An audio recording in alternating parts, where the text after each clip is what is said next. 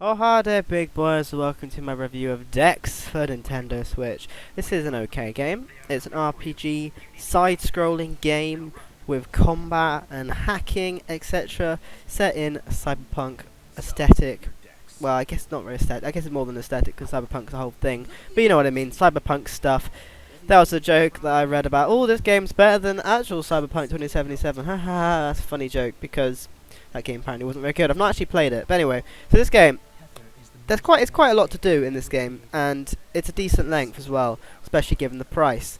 And you basically can do what you want. I mean, I'd say it's relatively linear for the first sort of bit, but then once you get into the city, you can sort of do whatever the hell you want. There's loads of side quests to do, with different choices to make, and different ways to fail and succeed in them, and just loads of different stuff like that, which is quite cool, and lots of exploration to do to get different items and upgrades, etc.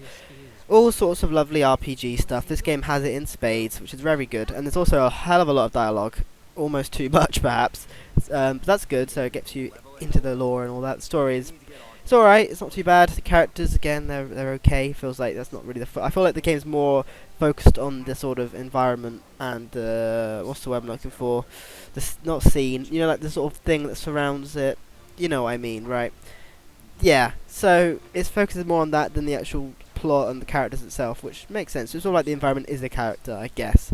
Yeah, combat's pretty bad. You just sort of press the Y button and maybe block every so often, but that's just a melee attack. You do also have gunplay, which you can do, which is a bit better, but it's still not great, to be honest. But I guess it's an RPG, it's not the focus. I suppose you don't tend to do that much of it, really.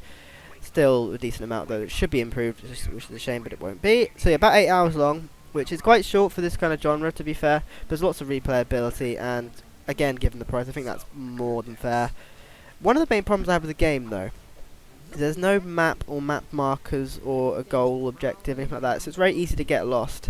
And a long time I spent trying to get to the main city, cause I was stuck in the sewers, and I just couldn't work out how to get there. It turns out there was like a door that I missed that I had to open, which sort of took me in there, and then I found it. Just got a bit confusing because yeah, I don't know. I feel like it should be made more obvious. There should be some sort of map or at least like an arrow pointing. Oh, we go over here. I get that they don't want to do arrows because then you're just following the arrows. I get that. That's fair enough. But yeah, there needs to be something done in my opinion. It's just a bit finicky. But I suppose that would go against the exploration side of it. So it's up to you. But personally, that put me off the game a bit. But yeah, it's not a bad game at all. I had fun.